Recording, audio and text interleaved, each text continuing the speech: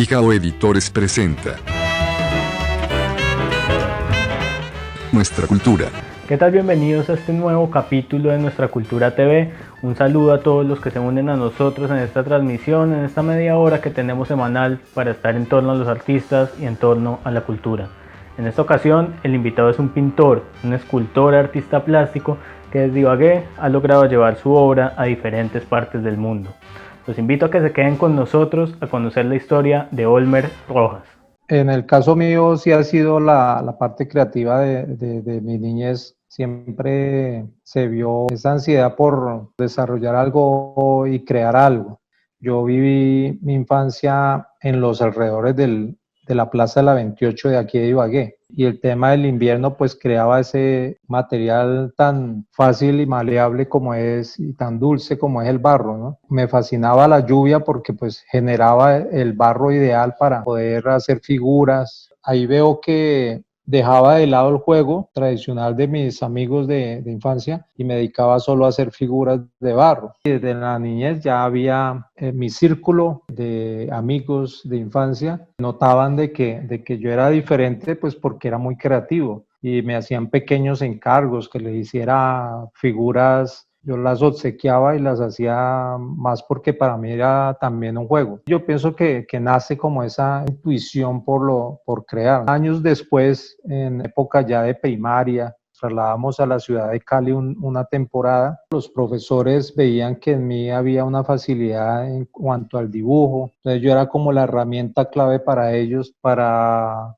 trabajar el tema de hortalizas o la producción cafetera. Entonces yo era la herramienta ideal para ilustrar en el tablero con tizas de colores una pequeña escena de lo que es un cultivo. Entonces desde ahí ya yo vi que era como un potencial mío, ¿no? Entonces el tema de carteleras, el tema de poder interactuar con trabajos me ayudó bastante en el desarrollo estudiantil. Más adelante, ya en la parte de pronto de secundaria, también sí continúa esa misma experiencia de sacarle provecho a lo creativo, ¿no? De pronto cuando enviaban a hacer los trabajos de carteleras, yo era al primero que escogían cuando seleccionaban los grupos que para la elaboración de una cartelera, entonces yo me voy con Rojas porque pues él el que es duro para hacer para que nos colabore con la cartelera. Inclusive en primaria algunos trabajos de encargo como hacer a Santander, por decir algo, dibujar, la profesora nos dejaba dibujar a Santander, entonces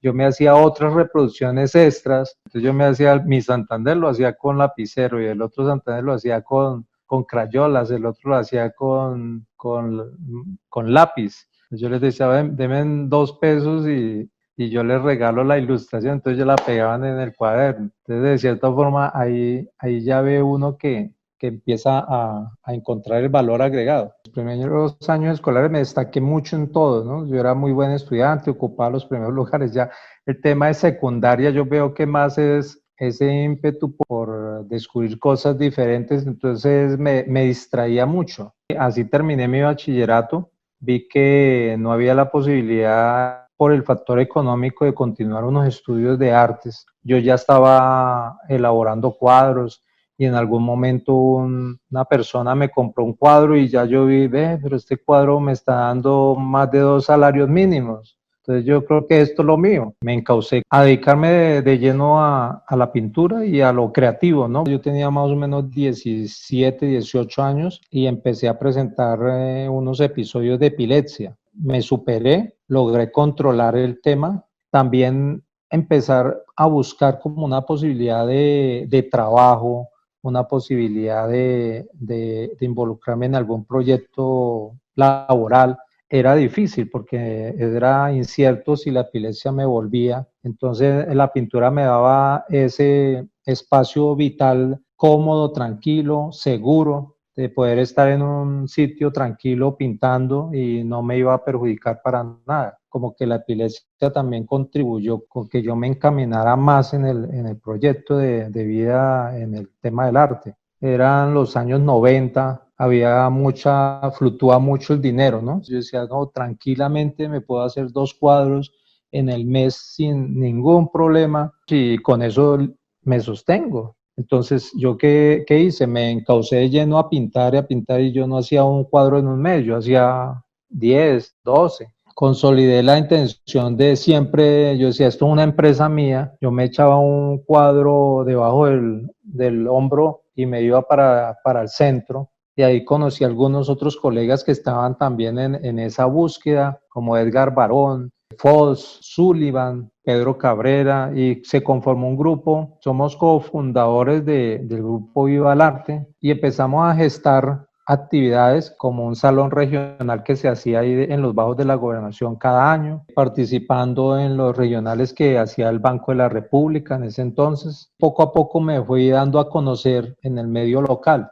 Yo llegué y me metí el cuadro debajo del hombro y me iba para la tercera, visitaba a un odontólogo, así yo no lo conociera, yo le golpeaba el consultorio, me iba para donde un abogado, le golpeaba la puerta al abogado, al psicólogo. Eso yo lo hacía constantemente, siempre subía al centro con un cuadro. Me entré y hablé con el director del Teatro Tolima porque vi que esas vitrinas, esas dos vitrinas grandes que tenían ahí eran ideales. Yo dije, bueno, si no puedo hacer una exposición, por lo menos pongo 2 cuadros ahí.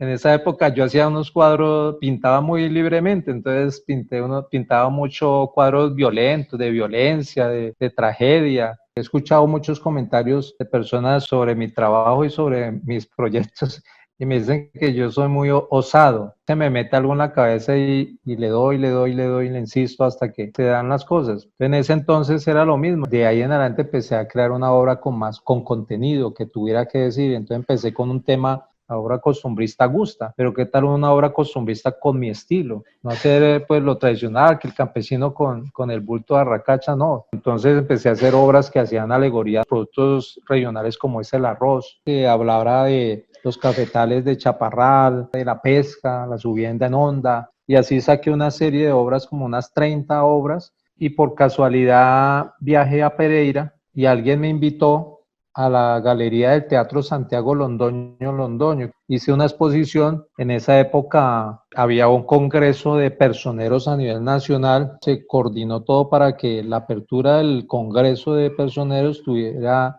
paralelo con mi apertura de exposición. El trazo que yo tenía en esa época era muy libre, yo tenía un trazo de brochar, y asimismo pues la obra se caracterizó mucho por una pincelada muy fuerte, mucho color, muy expresionista y con ese contenido temático del costumbrismo que a todo mundo le gusta. Hicieron la inauguración y fui yo a dar mis palabras para inaugurar la obra. Yo ya había rondado por todo lado. Después de la exposición me decían todos, nos imaginamos a un anciano de 80 años, que el maestro era un anciano de 80 años porque veían una obra muy madura, una obra muy acertada. Hoy en día yo pinto, pero me contengo un poco, depuro un poquito más el lienzo, no lo saturo tanto, pero sí me gustaría como devolver y tener como un nuevo proceso de obras nuevas que tuvieran como esa misma intención. Esa experiencia de haber expuesto afuera y la receptividad que tuve, surgió un contacto con un amigo muy cercano que se llama John Granali. En ese entonces tenía un contacto con Totó La Momposina. Entonces allí él se acercó, vio la obra y me invitó a hacer una exposición en Cuba, especialmente en Santiago de Cuba, pero también en La Habana se hizo una exposición en el Museo de la Revolución. Allí expusimos una colectiva con Jorge Soda, Enrique Saldaña y John Granali. En esa época él venía haciendo un proceso de fotografía artística. Ahí fue como que vi también ese encauzamiento pues por mostrar la obra. La satisfacción realmente al llevar uno la obra al exterior es muy grande. Lo enriquece a uno emocionalmente, profesionalmente lo confronta la obra. ¿Qué diferenciación hay de lo que yo hago frente a los artistas extranjeros? Se vuelve uno como una esponja de ver todo ese poco de riqueza artística que también, y los talentos que hay por fuera. Lo encausa a que lo que uno haga debe ser original, no debe ser copia de esto que vi. Uno puede percibir influencias de algún artista, pero procurar siempre tener una obra propia, de no quedarse encerrados esperando que les llegue el cliente. Entonces yo siempre que se me presentaba una posibilidad de viaje, me iba a una empresa buscaba patrocinio, la institucionalidad, la parte gubernamental realmente es muy limitada para apoyar, ¿no? Mientras que una empresa, yo les vendía marketing, yo les decía, bueno, si yo voy a Portugal y llevo una exposición, voy a hacer unos catálogos y en el respaldo del catálogo coloco el nombre de su empresa. Así convencí a una empresa de loterías, convencí a algunas personas y paralelo a eso rifé obra. Entonces yo rifaba un mes antes de viajar, rifaba un cuadro, pero no me quedaba nunca amarrado, siempre buscaba la posibilidad de hacer alguna actividad para lograrlo. Siempre estar en una disposición de mostrar la obra, de sacarla, de divulgarla, de producir, ¿no? La misma producción debe ser constante, que cada eslabón engancha a otro. Entonces, en el caso de Cuba, allí en Cuba conocí a un maestro español que se llama Juan Rosmari y también conocí a un director cultural de Lisboa, en Portugal. Entablé una comunicación con ellos, conocieron mi obra y quedó, entre comillas, la posibilidad de lograr viajar a esos dos países. Me dijeron, tienes las puertas abiertas para cuando tú quieras ir a Europa, te colaboramos y organizas una exposición. Me aventuré a un viaje por Brasil, por el Amazonas. Yo lo hice más por aventura. Igual yo llevaba mi buen número de obras. En Manaos tuvimos un tiempo y de Manaos, ahí en Manaos el resto del grupo se desmotivó y se regresó para Colombia. Nuestra cultura. Y que vengan muchos más invitados. Hay mucha gente que seguramente le encantará contar su historia, que si quieren estar un poquito empapaditos de lo que pasa en nuestro país y un poquito menos de lo que pasa afuera, pues que hay que ver nuestra cultura. Nuestra cultura. No ha sido fácil la tarea de Olmer desde que empezó su carrera vendiendo pinturas por la calle Tercera hasta donde está hoy, que además quiere que la gente del campo se interese por el arte, se interese por la cultura y lo está haciendo desde su propio taller, casi que desde su propia casa en la ruralidad de Ibagué. Y yo continué solo hasta Belén de Pará, que es la desembocadura del río. Y empecé a hacer lo mismo que hacía aquí en Ibagué y decirles que yo tenía una exposición programada en Río de Janeiro, que un día de suerte, en la mañana, me encontré con una amiga y ella tenía una agencia de viajes. La conocí, la visité, le ofrecí la obra, me compró 4 obras de buen precio. La compra de esas obras me dieron el presupuesto para continuar hacia Río de Janeiro. Los primeros días me fui a conocer todos los lugares turísticos de Río, ya después me hospedé en un hotel económico y ya estando ahí empecé a visitar, nuevamente a hacer la misma tarea que hacía, visitar a abogados, visitar tal, y de pura casualidad me encontré con una galería de un amigo fotógrafo, Olafo Rufino se llama, un fotógrafo consagrado allá en Río. Él ha hecho varias portadas de la revista Time. Él tiene una colección de fotografías de Pelé y por eso la revista le contrató varias portadas, como unas 10 o 15 portadas. Le presenté mi trabajo, le dije que yo estaba buscando un espacio para hacer una exposición con mi obra. Inmediatamente me facilitó todo el taller que él tenía para hacer molduras, para hacer los bastidores, para templar la obra. Y ahí duré mes y medio en Río y llegaban muchos turistas, australianos, italianos, ingleses, franceses y siempre yo hacía un negocio, trueque, cualquier cosa, pero siempre les lograba vender algo a los extranjeros. Regresé a Colombia y resulta que en el viaje por el Amazonas conocí una alemana, me compró obra, porque yo durante el viaje por el río pinté muchas acuarelas, hice algunos lienzos pequeños y se llevó algo de fotografías del material que yo tenía. Entonces ya regresando a Colombia, al mes me llegó una carta de ella y me consolidó una exposición allá en Alemania y armamos una gira con John Granali que llevó fotografía y nos armamos una gira en Portugal, España, Italia, Alemania, por Francia también. Quedó como esa primera etapa de haber conocido Europa en en vísperas del año 2000. La Virgen de Pan de Azúcar fue mi primer proceso escultórico, mi parada. Yo escuché que estaban buscando elaborar una nueva Virgen porque la que había, el temblor la fracturó. Era una Virgen pequeña de 2 metros, pero con la vibración del temblor se fracturó y cayeron los pedazos al piso. Presenté una propuesta para elaborarla.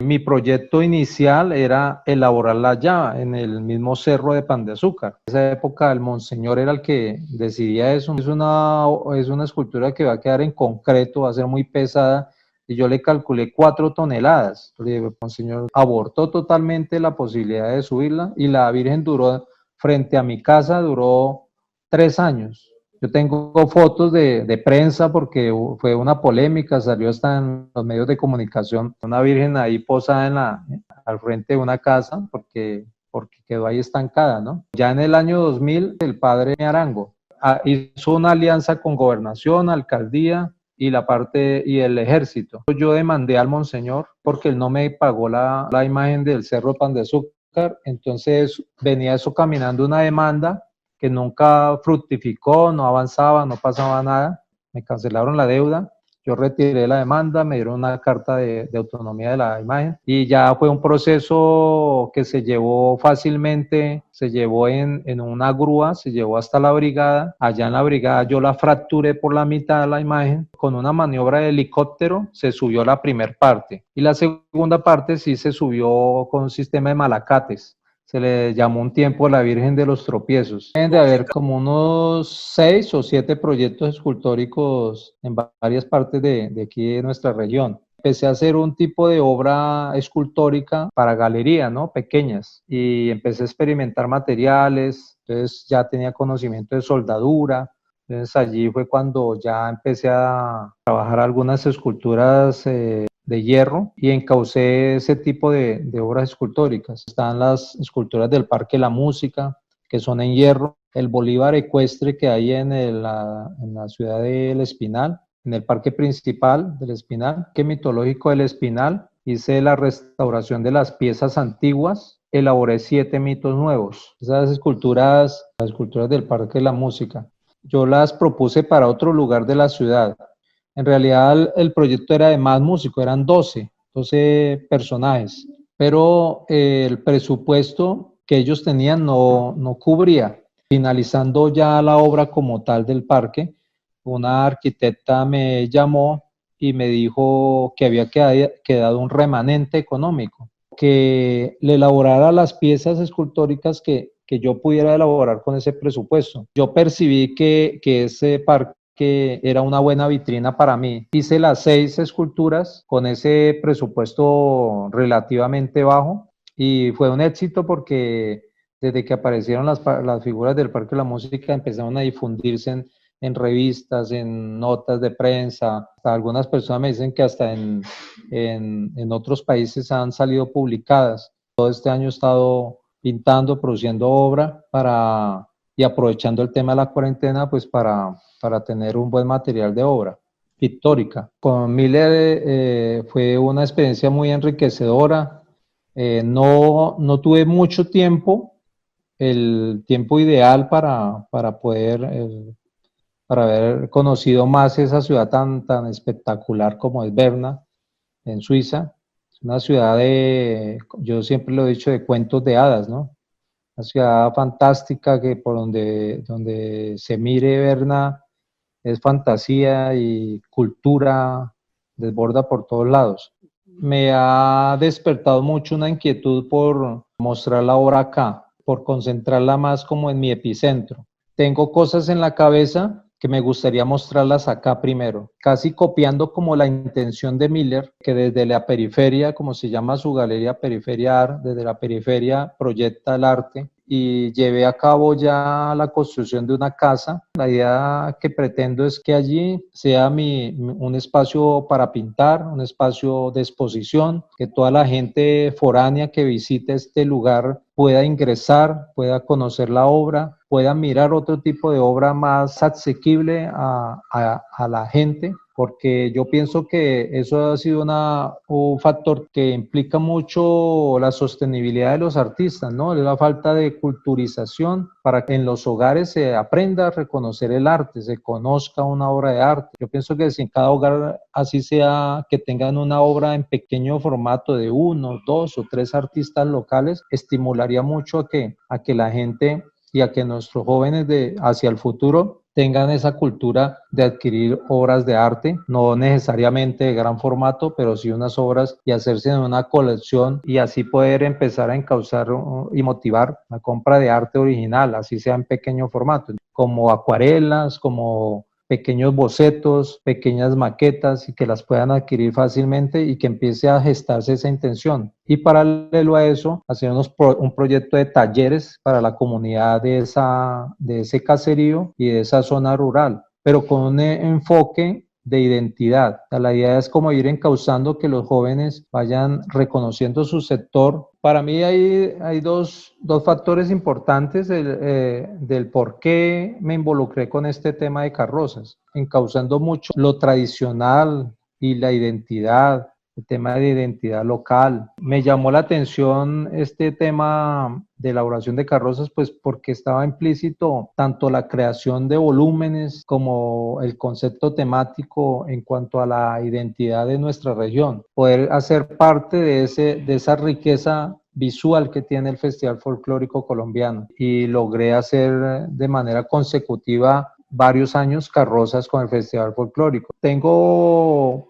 unas futuras proyecciones de hacer una muestra en México, otra posibilidad de hacer otra exposición en Argentina. Tengo una invitación para retornar nuevamente a Cuba, más en el tema pictórico, ¿no? de exposición de pintura. Retornar nuevamente a Europa para participar en el evento de Emilia Ramírez. Y ya en lo escultórico, desde hace 10 años para acá vengo gestionando un proyecto de escultura para la ciudad de Ibagué, que se llama Flor de Cobo. Ya en este momento ya hice un pequeño acercamiento para volverla a proponer y ella tiene una temática que hace una dualidad con la mujer y con la flor de cobo como flor insignia de nuestra ciudad. Mi vida en torno al arte yo pienso que ha sido muy inquietante. Esa inquietud ha sido la que me ha llevado a que todo se vaya dando escalonadamente. Eso sí, sin afanes, yo dejo que se vayan dando las cosas sin afanes, entonces yo pienso que desde la sencillez, una inquietud constante por crear, siempre en beneficio de mi trabajo, en beneficio de los que están a mi alrededor, inclusive de mis colegas y del entorno social, ¿no? Porque yo creo que siempre está amarrado lo social con el artista, ¿no? Siempre la problemática social también está ahí implícita. Nuestra cultura. Esto va dejando un sustrato, este programa, que hace parte del gran archivo histórico del Tolima y que habrá de servirnos mucho en el futuro para extraer la esencia de nuestra territorialidad y de los grandes valores del Tolima que convocan el espíritu y la sangre de nuestras gentes. Nuestra cultura. He visto varios programas, me ha encantado la temática, ver cómo vemos personajes que en la vida sabíamos qué había pasado con ellos, somos amigos y yo no sabía que usted esto, que esto, lo otro. Nuestra cultura. De este modo terminamos un nuevo capítulo de Nuestra Cultura TV. Si se perdieron algo, lo quieren revivir o alguno de los anteriores, no olviden seguirnos en Facebook y en YouTube como Nuestra Cultura TV, dejarnos sus comentarios, nos estamos leyendo durante la semana y nos vemos el próximo capítulo. Una obra escultórica en el Panóptico de Ibagué, propuse la intención de mis crisálidas en medio de una flor gigante elaborada con las 70 celdas del Panóptico. Se elaboró esta flor y en medio de ellas surge este elemento orgánico que es la crisálida, pero una crisálida espiritual, simbólica, que invita a la transformación del ser humano a un cambio de ADN mental, y en especial a un cambio de ADN mental en el tema, en relación a toda la problemática que vivimos, en el tema ecológico, ambiental, en el tema social.